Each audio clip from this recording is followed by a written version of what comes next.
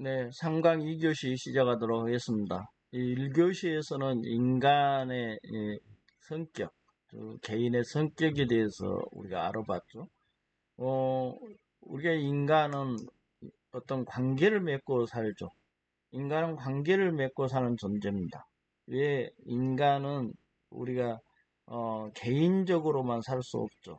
인간은 어떻게 보면은 육체적으로나 상당히 나약합니다. 그래서 그 나약한데도 불구하고 환경을 잘 적응하면서 생존하기 위해서는 인간은 어떤 관계를 맺고 살죠. 그래서 사회를 이루고 살기도 하고.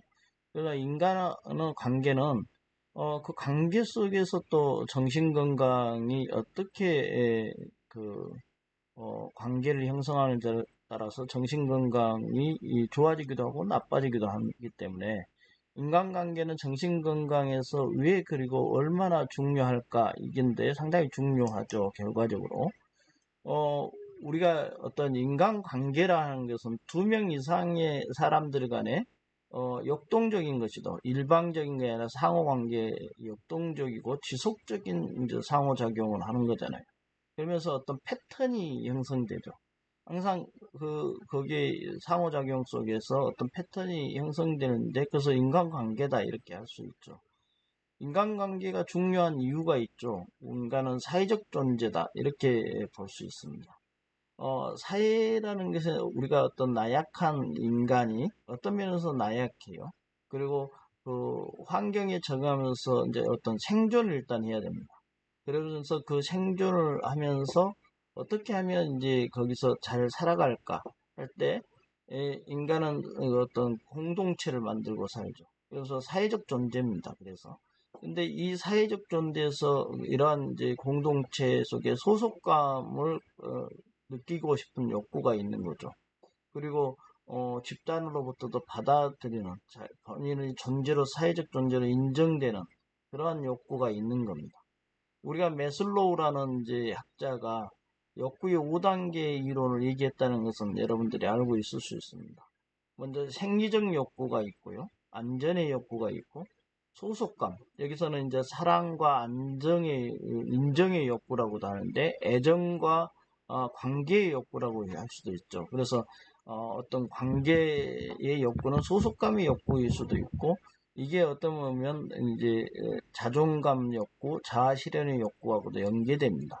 그래서 우리가 이제 그 인간은 관계 속에서 우리가 사랑을 받고 인정받고 그런 걸 요구하죠.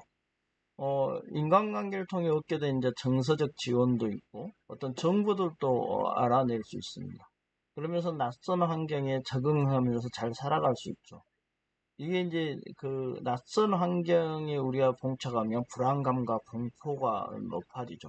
그것을 줄일 수 있는 그런 역할도 합니다.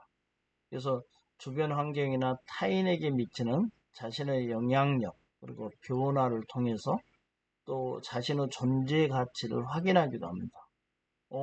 관계에서 계속 영향만 받는 게 아니라 내가 또 영향을 주기도 하죠. 그러면서 존재 가치를 상당히 확인하기도 하는 그런 이제 인간관계 역할이고요. 인간관계도 이제 발달 단계가 있다고 이렇게 주장하면서 그렇게 주장한 학자가 있습니다. 칼 로저스입니다. 메슬로우와 같이 인본주의를 주장했고 인간중심 치료 이론의 이제 칼 로저스 하면 인간중심 치료 이론이다. 이렇게 보시면 됩니다. 이분은 인간관계를 초기 단계, 어, 정보 공유 단계, 갈등 단계, 상호 신뢰 단계, 감정 공유 단계, 우리의식 단계. 이게 이제 분류를 이렇게 쭉 해놨지만 대체로 우리가 어떤 인간관계가 발달해가는 과정을 우리가 경험적으로 알 수 있습니다. 당연한 것을 분류를 쭉 잘 해놨죠. 초기 단계는 외면적 정보 공유를 하는 것입니다. 보통 우리가 입학을 하면 기본 정보에 대해서 쭉 교환을 하죠. 그리고 이제 그 정보 공유 단계는 내면적 정보를 공유하고 공동 생활을 시작하면서 이제 보통 같은 반을 하게 되면 같은 수업을 듣는 친구를 그 친구에 대한 기본적인 정보를 1단계에서 초기 단계 했는데 그거 좀 더 내밀한 정보들이나 가족에 대한 얘기도 이렇게 공유하게 되죠. 그러니까 정보를 공유하는 단계가 있고 그런가 하면 이제 숙제를 같이 이렇게 하는데 과제를 하는데 갈등이 또 있을 수 있습니다. 그래서 갈등 단계는 이런 갈등이 발생하고 해소하는 그런 노력 단계를 말하는 거고 그런가 하면 이제 서로 간에 이제 대화가 깊어지죠. 그러면 그런 깊은 대화 속에서 상호 신뢰 단계가 형성됩니다. 갈등도 해결되고 그럴 수도 있겠다. 이제 이렇게 하면서 서로 이해하고 위로해주고 그러면서 이제 그 더 나아가면 이제 위로 단계, 감정 공유 단계가 있습니다. 우리가 이제 성격도 나쁘다 뭐 이러면서 이제 속상해하면 친구한테 그런 부분들 위로해주고 또 그런 마음도 이렇게 서로 자유스럽게 얘기할 수 있는 굉장히 가까워져 있는 감정을 공유하는 단계가 오죠. 그리고 하면 나중에는 이제 어떤 더 끈끈한 우리 의식이 생기는 거죠. 더 열심히 하기 위해서 더 높은 수준의 관계로 진행되죠. 그래서 상당히 이제 공동 목표도 세우고 서로 우리 의식의 단계로 연결된다. 이렇게 칼 로저스가 인간관계 발달 단계를 이렇게 봤습니다. 우리가 인간관계에 또 유형화할 수 있죠. 저번 시간에 성격도 유형화 해봤는데 인간관계도 유형화할 수 있습니다. 5가지 유형으로 우리가 생각해 볼 수 있죠. 1차적 인간관계, 2차적 인간관계로 이렇게 보는데 이건 잘 안 바뀌죠. 왜냐하면 태어난 혈연이나 지연, 학연 그런데 2차적 인간관계는 직업, 뭐 애인을 만든다든지 만난다든지 친구가 형성된다든지 이건 2차적인 것이죠. 수직적 인간관계와 수평적 인간관계도 보통 이제 잘 안 바뀌죠. 왜냐면 회사 들어가는데 이제 신입사원과 상급자가 있고 스승과 제자 이렇게 이제 학교를 갔는데 이런 관계가 형성된다든지 선배와 후배 이런 관계들이 이제 형성되면 약간 이 부분들은 또 쉽게 내가 선택하기가 힘드니까 잘 안 바뀐다는 측면이 있는데 3, 4, 5번은 잘 바뀌죠. 우호적 인간관계, 적대적 인간관계는 이념이나 가치관 등에 따라서 이렇게 구분되는데 이것은 내가 또 마음먹기 나름이잖아요. 우리가 마음이라는 게 정신이니까 애정 중심 인간관계, 업무 중심적 인간관계 이 부분도 친구, 애인 부분은 애정 중심이죠. 직장 프로젝트나 태스크 프로팀 만들면 이 부분은 업무 중심이죠. 그러나 이것도 또 약간씩 이제 그 유연하게 바꿀 수 있어요. 태도에 따라서. 그렇기 때문에 약간 상황에 따라서 어떤 표현할 수 있는 요지가 있죠. 공유적 인간관계, 교환적 인간관계는 친교 모임은 공유적이지만 보통 거래관계 이러면 이제 교환적이라고 볼 수 있죠. 업무 중심적이고 이런 부분들은 약간씩 이제 태도에 따라서 바뀔 수 있죠. 그래서 기본적인 관계를 넘어서 이제 관계의 속성, 질 이런 거 함께 이렇게 변할 수 있기 때문에 함께 고려해야 한다. 이렇게 볼 수 있습니다. 조혜리의 자아의식 모델이라고 있습니다, 여러분. 근데 이게 이제 조혜리의 마음의 창인데, 조세프 루포트와 해리 이맹에 이제 의해서 개발된데, 이 두 사람의 이름을 이제 합쳐서 축약해서 조혜리다 이렇게 하는데, 인간관계에서 나타나는 이제 자기 개방과 피드백의 정도에 따라서 마음의 창을 구성하는 정도가 달라진다. 이렇게 주장하면서 결국 개방성 또 피드백 오는 그 반응 그런 것들에 따라서 이제 우리가 긍정적 부정적 태도의 조합을 4가지 인간관계 유형으로 구분했죠. 이때 이제 2가지 질문에 대한 답을 하라고 하는데 나는 다른 사람에게 나에 관한 이야기를 잘 하는가 이 부분은 개방성이라면 나는 다른 사람이 나에 대해 어떤 생각을 가지고 있는지 알려고 노력하는가 이제 피드백 부분이죠. 반응을 보고 나는 어떻게 노력하는 것인가 이걸 이제 피드백이라고 한다면 2가지 이제 영역에서 보면 이제 자기 개방의 정도가 왼쪽에 있고 위아래로는 이제 피드백을 받아들이는 정도다 이렇게 해가지고 개방도 하고 피드백도 받아들이는 개방적 영역이 있고 이제 가려진 영역이 있다는 거죠. 그래서 이 피드백은 잘 안 하고 자기 개방을 하는 이런 부분, 그리고 숨겨진 영역이 있다는 거죠. 어, 피드백과 이제 자기 개방의 관계에서 이런 관계가 있고 또 모르는 영역 아예 자기 개방도 하지 않고 피드백도 하지 않는 미지 영역이 있다 이렇게 나누는 거죠. 또 우리가 개방형이다 그럴 때 이제 열린 창이라고 해서 자기 공개와 피드백을 어느 정도 모두 높죠 상당히. 주장형은 뭘까요? 보이지 않는 창이라고 해서 자기 공개는 이제 많지만 피드백을 받는 데는 인색하다 이렇게 보는 것이죠. 어, 주장형이다. 신중형은 숨겨진 창이다. 자기 공개를 상당히 낮게 하지만 피드백은 어느 정도 높은다. 이걸 이제 세 번째 영역을 말하는 거죠. 고립형은 아예 이제 양쪽 다 닫아놓은 거죠. 미지의 창이다. 그래서 자기 공개하고 피드백 모두 상당히 낮다. 이렇게 해서 어, 나눠놨는데 여러분들이 이러한 이제 그 영역들에서 본인의 성격도 한번 추론해 보시기 바랍니다. 자기의 관계, 인간관계, 어, 인간관계 의사소통 있습니다. 의사소통을 한다는 게 우리가 이제 둘 또는 그 이상의 사람들이 감정, 태도, 사실, 신념, 생각 등을 전달하는 과정에서 정보의 교환 과정을 의사소통이라고 하죠. 정보 교환 이상의 의미가 있습니다. 의사소통을 하면 상대방의 의식이나 태도 또는 행동까지 변화할 수 있기 때문이죠. 우리가 의사소통을 하면서 정보 교환을 하고 그러면서 그런 이제 것을 보면서 상당히 변화할 수 있는 요소가 된다는 거죠. 의사소통이. 의사소통의 방법은 언어적인 것과 비언어적인 의사소통 기술이 있죠. 인간은 서로 사고를 가지고 서로 간의 언어를 또 사용하는 존재죠. 이때 이제 언어적 의사소통 기술에서 예를 들면 생각해 보면 이렇게 장단을 맞춰주는 경우를 소극적 경청이랍니다. 아, 그렇군요. 그래요. 뭐 이렇게 경청을 하는데 소극적 경청을 하는 경우도 있죠. 또 그런가 하면 우리가 잘 생각해 보시면 다 여러분들 이해가 되는 겁니다.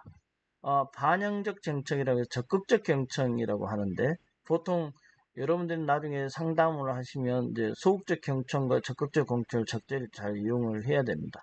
적극적 경청은 상대방의 말을 나의 언어로 바꾸어 이제 반응을 하는 거죠. 상호 존중과 수용, 공감적인 이제 이해를 나타내는데 이제 친구가 전학 갔어요. 그러면 친구가 전학 가서 매우 슬프겠군요. 슬프구나. 이제 이렇게 얘기를 해주는 거죠. 반영해 주는 겁니다. 그 부분을. 그걸 적극적 경청이라고 하죠.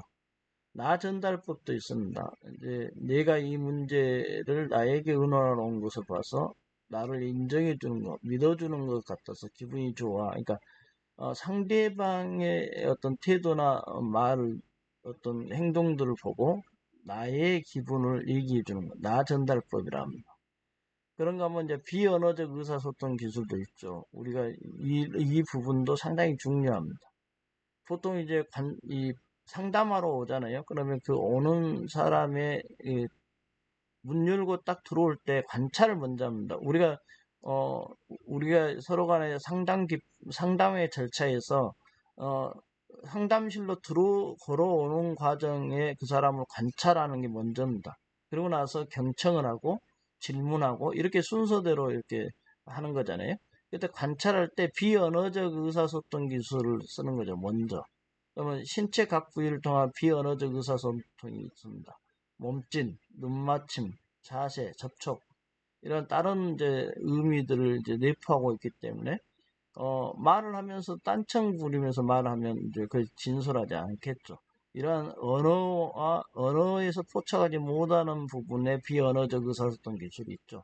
그런가 하면 또 음성을 보고 할 수 있죠. 음조나 음색, 말의 속도, 음성의 강도, 말씨 이런 것들을 단서를 가지고 그 사람의 심리 상태, 그 사람 정신 상태를 우리가 가늠해 볼 수 있겠죠.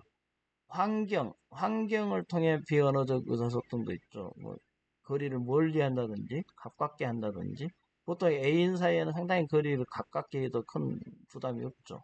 그러나 이제 타인이 가까이 오면 상당히 좀 거리를 두려고 하고, 물리적 환경이나 옷차림 등 이런 것들을 가지고 이제 친밀한 거리냐 이런 여러 가지 이제 거리에 대한 것도 여러분 있습니다. 그래서 사적인 거리, 사회적 거리, 공적 거리 뭐 이렇게 나누기도 하는데, 우리가 어떤 환경 그 거리 이런 부분들을 가지고 어, 의사소통, 약간 상대방의 의사가 어떻다 이것을 우리가 파악할 수 있습니다. 이렇게 다음에 인간관계 다음에 우리가 세 번째 주제에 대해서 잠깐 살펴보도록 하죠. 어, 여러분 우리가 성격도 배웠고 인간관계 문제에 대해서도 우리가 살펴봤습니다. 개방성이 있느냐, 피드백을 잘하느냐, 어, 이런 부분들을 가지고 인간관계를 어떻게 형성해 가느냐 이런 부분도 이제 약간 살펴봤는데, 우리가 개인의 성격과 관계 속에서 우리가 환경 속에서 스트레스라는 게 현대의 특히 사회에서는 이 스트레스가 굉장한 이제 만병의 근원이다 이렇게도 얘기하잖아요. 그래서 스트레스가 정신 건강에 상당히 중요하다. 그래서 우리가 이제 2강 마무리해서 스트레스를 좀 보고 3강 2교시 3교시에서는 스트레스에 대해서 한번 살펴보도록 하죠. 우리가 스트레스라고 하면 이제 보통 외부 환경으로부터 오는 새로운 요구나 변화에 대응할 때 에너지를 쓰죠. 그러면서 이제 생리적 정서적인 반응들이 일어납니다. 이걸 스트레스라고 하죠. 보통 이제 이 나중에 스트레스가 신체적으로도 반응하죠. 그러니까 결국은 생리, 심리, 사회적인 부분 여러 가지 그 반응이 있다는 겁니다. 스트레스가. 이제 성분이 다른 환경이 내부 환경으로 들어오면 이제 보통 환경이 변하죠. 내부 환경은 외부 환경이 포함된 성분에 관계없이 항상성을 유지하려고 하는 것이 있어요. 어, 윌터 캐넌의 이론인데, 항상성을 유지하려고 하는 것이 있죠. 그러면 그 항상성이 충격이나 어떤 자극에 의해서 어떤 평형을 이룰 때 사람은 스트레스를 상태에 빠진다 이렇게 하는 거죠. 보통 이걸 어떻게 이해할 수 있냐면, 우리가 어떤 물이 있잖아요. 깨끗한 물에 어떤 이물질이 들어오면 그것을 정화해내죠. 항상성을 위해서 정화해내는데 그 정화를 못하면 결국 그 물이 혼탁하게 되죠. 이 스트레스에 빠지는 것도 마찬가지라는 거죠. 어떤 인간은 항상성을 항상 유지하려고 하는 것이 있는데, 그 항상성이 임계점을 넘어가면 스트레스 상태에 빠지게 된다는 것이죠. 스트레스 개념 변화가 초기에는 이제 생리적 스트레스에 초점을 맞춘 연구를 많이 했습니다. 그래서 일반 적응 증후군이라고 해서 셀리에라는 학자가 일반 적응 증후군이라고 했는데, 우리가 어떤 일반적이다 그러면 스트레스 결과가 신체 부위에 영향을 미친다, 이렇게 대부분 스트레스 결과가 신체에 영향을 미친다, 이것이 일반적이다 그러죠. 여러분 저번에 한번 얘기했는데, 보편적인 것은 예의가 없는 것을 보편적이다, 일반적인 것은 대부분 그러는데 예의는 조금 있죠. 그러나 대부분 그렇다는 거죠. 일반적이다 이용을 쓸 때. 그래서 스트레스 결과가 보통 결과 신체 부위에 영향을 미친다는 것이 일반적이다 말이죠. 적응은 스트레스 원인으로부터 신체를 이제 대처하거나 적응하게 한다. 이 부분에서 신체를 대처하는 것이죠. 증후군이라는 게 증후라는 것은 어떤 반응을 일으키는 것을 말하는 거죠. 그래서 외부로부터 어떤 가해지는 어떤 사건이나 작용이 있으면 신체 방어 기능을 요구하고 신체에 특유하게 반응한다고 말이죠. 신체가 때문에 어떤 스트레스가 들어오면 그래서 반응하게 돼 있는 거죠. 그래서 스트레스에 대해서 경고하고 저항하고 소진하는 이제 세 가지 단계로 진행된다는 건데, 이게 이제 일반적인 증후군, 이런 의미는 스트레스의 생리적 변화를 하나의 이론적 틀 안에서 명확하게 설명하려고 했던 것이죠. 그러니까 뭔가가 이렇게 스트레스 결과가 신체를 들어오면 영향을 미치니까 거기에 적응을 해서 신체가 대처하는데 하나의 반응을 나타내는 현상이 나타난다. 이때 증후를 나타낸다. 이것은 어, 일반적으로 그런 이제 그 생리적인 과정이라는 거죠. 이렇게 당연히 일반적 적응 증후군이 나타나겠죠. 현대 이제 심리학적 측면에서는 이제 신체적 정신적 적응 과정을 강조하는데 아까 생리적인 것이라면 스트레스가 모나트와 나자로스라는 학자가 얘기했는데 세 가지 모델이 있다는 거죠. 자극에 대한 스트레스. 스트레스 상황이 되면 이제 자극으로서 중간고사가 이제 곧 다가온다. 집안 환자가 발생했다. 이러면 자극이 일종의 있는 거죠. 상황이 있는 거예요. 그래서 스트레스를 받게 된다는 거죠. 여러분 중간고사에 대한 스트레스 받지 마시기 바랍니다. 아주 무난합니다. 반응으로서의 스트레스라는 것도 있다는 거죠. 신체적, 심리적 반응. 이제 저조한 성격을 받으면 여기에서 이제 열공을 하게 되는 반응을 하게 되죠. 다음에는 성적을 높이기 위해서 열공을 한다고 말이에요. 열심히 공부하는데 아니 그걸로 인해서 편두통이 생긴다. 이것은 반응으로서의 스트레스다. 과도하게 반응하는 거죠. 그러면 스트레스가 더 받겠죠? 아, 중간고사 망쳤어요. 근데 나 몰라. 그러면 이제 열공 안 하니까 편두통 안 생기는데 반응을 하는 또 성격이 있다는 거예요. 그래서 열공하고 편두통이 생긴다는 거죠. 그런가 하면 자금과 방 간의 이제 그 역동적 상호작용을 통해서 이제 그 우리가 개인과 주위 생활 환경의 특성과 관련해서 정의하는 거죠.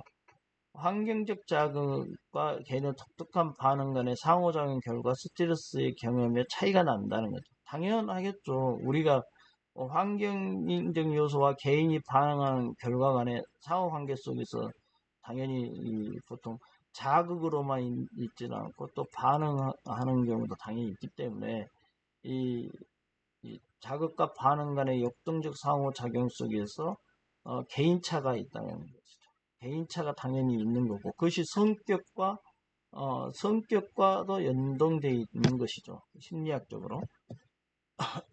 그래서 우리가 이제 스트레스와 정신건강을 살짝 봤는데 이 부분과에서 3교시에서는 계속 연결해서 한번 살펴보도록 하겠습니다.